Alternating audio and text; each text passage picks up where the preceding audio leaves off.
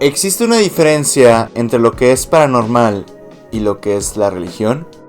Ya que ambos conceptos siempre van de la mano, porque a final de cuentas, si existe Dios, también existe el diablo. Pese a que puede parecer que me refiero a la película que use lo paranormal para la base de su terror, es que no es así, ya que pese a apariencias como fue su publicidad en 2015-2016, depende en qué fecha haya llegado en tu territorio, se vendía esta película como otra mainstream más.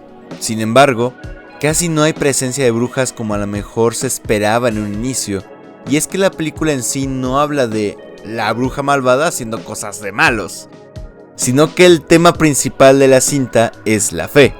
Es irónico que El Exorcista, que es por muchos considerada la mejor película de terror, incluyéndome, resulta que no es una película de terror, sino una película sobre la ciencia y la fe. Este conflicto con la fe se nos es presentada desde el inicio de la cinta, con la familia de Thomasin siendo juzgada por sus prácticas religiosas dentro de un pueblo de la Nueva Inglaterra, la cual aún estaban lejos de empezar los juicios por brujería en dicha región.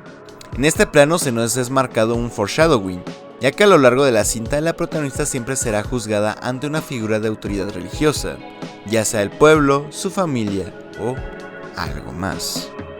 Pero ¿cómo es presentado este conflicto con la fe de Thomasin? Y es que la mayor figura de fe es representada con el padre familia, el cual, a pesar de que a lo largo del montaje escuchamos una voz seria e imponente, lo primero que vemos de este personaje es su espalda, indicándonos que pese a sus palabras pueden proyectar su total seguridad a su fe. También nos cuenta que su fe es completamente ciega y fanática. La única vez que vemos por fin su rostro es de perfil y con poca iluminación, simbolizando que sabe que se adentrará un camino peligroso, pero su orgullo es más grande que toda incertidumbre. Incluso se le ve enaltecido pese a ser desterrado. En este punto de la historia, la cinta juega con los espectadores y con los personajes sobre lo que realmente está sucediendo. Por ejemplo, Caleb es incluso más parecido a su padre con sus ideas, pero resulta curioso que la cinta toma un tema que es tabú, sobre todo para la época como lo es el sexo y la reproducción. Vemos más clara la ideología de esta familia con este diálogo.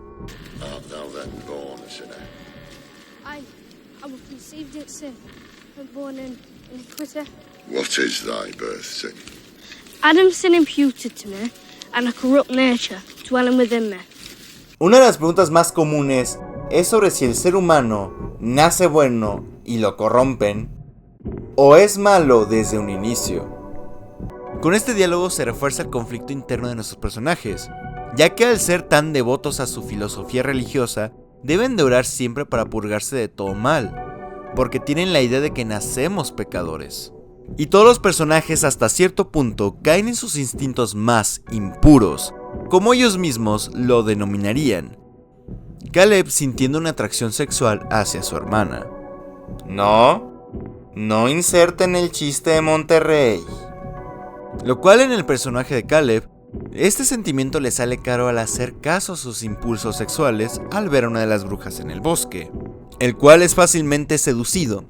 Todo en torno a este personaje lleva a que se le castigue por sus pensamientos más banales, desde la manzana que escupe siendo una clara referencia a Adán y Eva.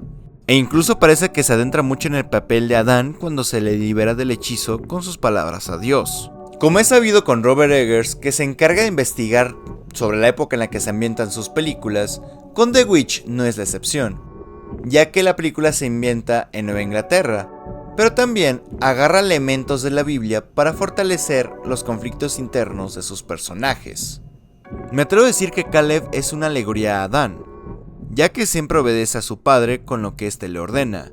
Sin embargo, su decaída al pecado comienza justamente de la misma forma que Adán, con una mujer, que al final de manera indirecta le va a llevar a comer del fruto prohibido, lo que más se ha quedado en el colectivo, una manzana. En cambio, el padre al final tiene el conflicto de Abraham e Isaac, en el que su fe se pone a prueba cuando la influencia de la bruja se hace presente en sus hijos, en el que tiene que decidir si sobreponer su fe en Dios ante sus hijos, o demostrar su lealtad con su sacrificio.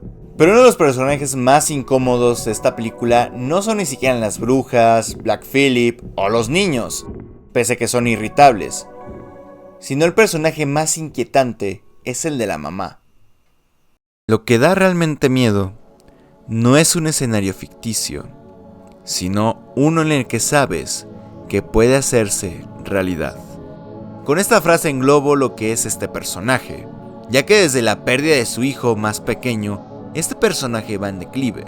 Solo imagínate, pierdes a un hijo que ni siquiera está bautizado, que piensas que está en el infierno por culpa de las ideas extremas de tu marido, pierdes objetos valiosos, tu propia familia te miente y te traiciona, y sigues perdiendo a más de tus hijos.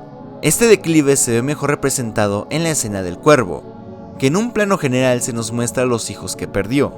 Samuel con su manta roja siempre simbolizando el peligro.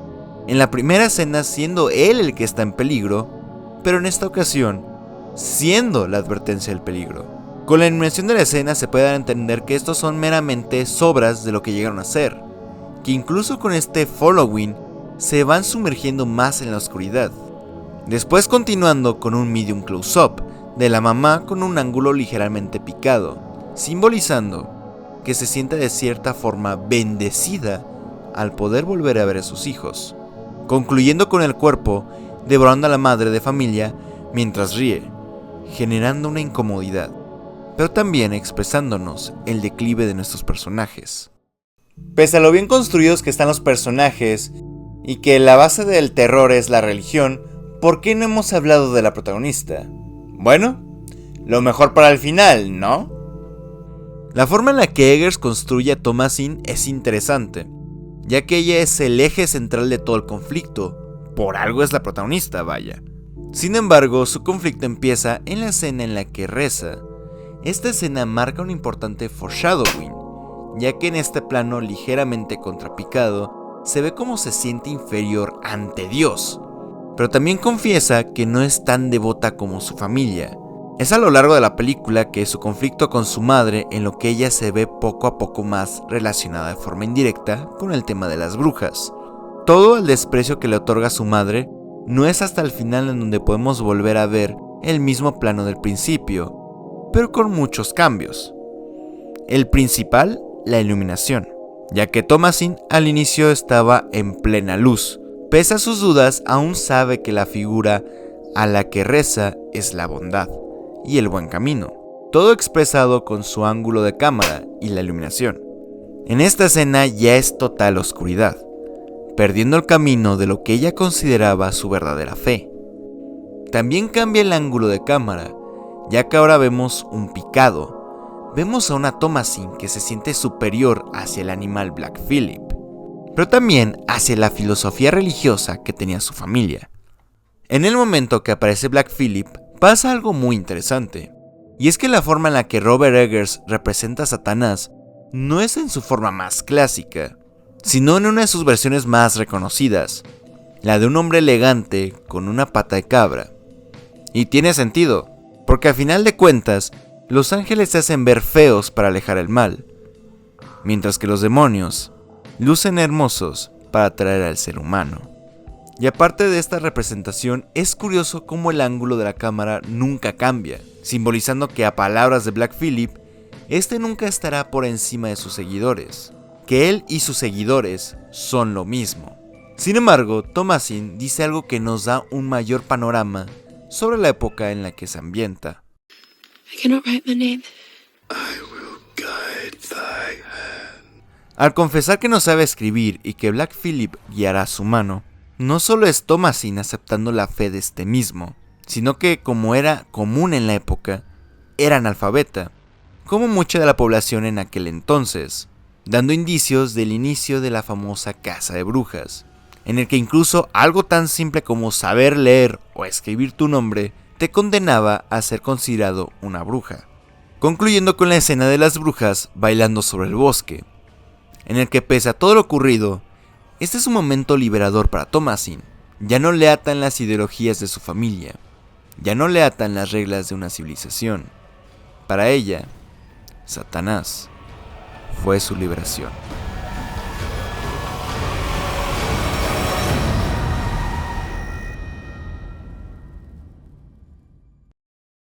Ya hablamos un poco sobre el subcontexto de la película. Sin embargo, también lo que ayuda a crear el terror es su apartado sonoro. Es bien conocido que el cine lo más importante no es la imagen, sino el sonido, ya que el público puede perdonar una mala calidad de video, pero no un mal audio, y el cine de terror nunca ha sido ajeno a esto. Desde sus inicios, el sonido ha sido una parte fundamental para construir un ambiente opresivo en el espectador, desde clásicos como Nosferatu, con su orquesta, hasta grandes como Hitchcock, con un violín desafinado para crear tensión e incomodidad en el espectador. Esta característica que Hitchcock le otorgó a sus films fueron un presente para muchas películas de terror, ya que la música desafinada ayuda muchísimo a crear un ambiente de tensión en el montaje. El compositor Mark Corben utilizó un instrumento llamado níquel-arpa para la banda sonora de The Witch, un instrumento que se distingue por su peculiar sonido. There's the rulers, the reverb tank, the EBO. Complementa muy bien con el montaje, ya que el objetivo es tanto incomodar como presentar un peligro para los personajes. La escena que mejor engloba esto es la desaparición de Gabe. En este medium shot, donde el personaje nos da la espalda, la música construye el momento.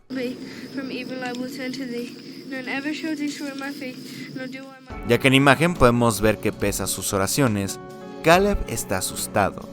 El que nos dé la espalda es prueba de ello, pero la música empieza leve, mezclándose entre el ambiente del bosque, justo como lo haría una bruja con su presa. Pero la música se incrementa de una forma un poco más violenta al escuchar el chillido del perro.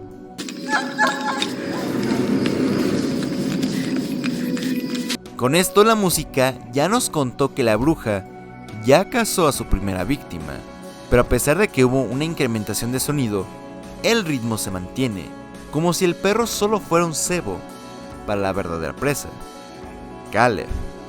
En este siguiente plano, que escala de un medium shot a un medium close-up, tanto la fotografía como el sonido ya nos muestran cómo el personaje se siente encerrado ante un peligro que se vuelve más inminente. Conforme más se acerca a la casa de una de las brujas, escuchamos que la música se vuelve más invasiva.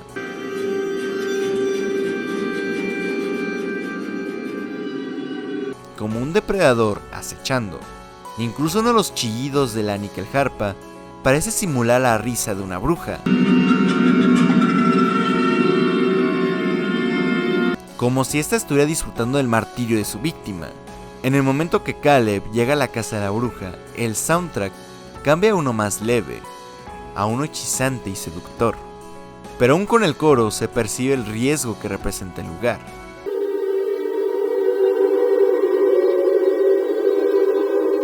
Concluyendo con el rapto de Caleb, que concluye con un golpe abrupto, que finalmente el depredador se hizo con su presa.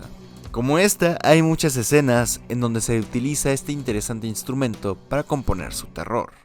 La película no se guía por términos convencionales como son los jumpscares o que el monstruo sea el total foco de atención, lo cual en su tiempo le llevó malas críticas entre el público. Como se ha sido expuesto en este video, esta cinta se basa su terror con base al trasfondo de sus personajes y el montaje para crear tensión. Y lo interesante es que apenas y vemos a la bruja, o brujas en este caso, sino que la película trata más sobre una familia que se deteriora por sus decisiones y cómo un miembro de esta familia siente la liberación personal al deshacerse de aquello que la ataba. Pero pese a su controversial estreno, tiempo después su imagen fue cambiando. Si bien para mí no es la mejor película de su director, porque esta sigue siendo de momento The Lighthouse, es cierto que The Witch fue una de esas películas que al final fue importante para el movimiento indie en el cine de terror, en donde ya no se apuesta por la fórmula mainstream, sino por la visión del director en cuestión. Y como dije anteriormente, no hay que tenerle miedo a los muertos, sino a los vivos. And I said, hello, Satan, I believe that it's time to go. Me and the devil walk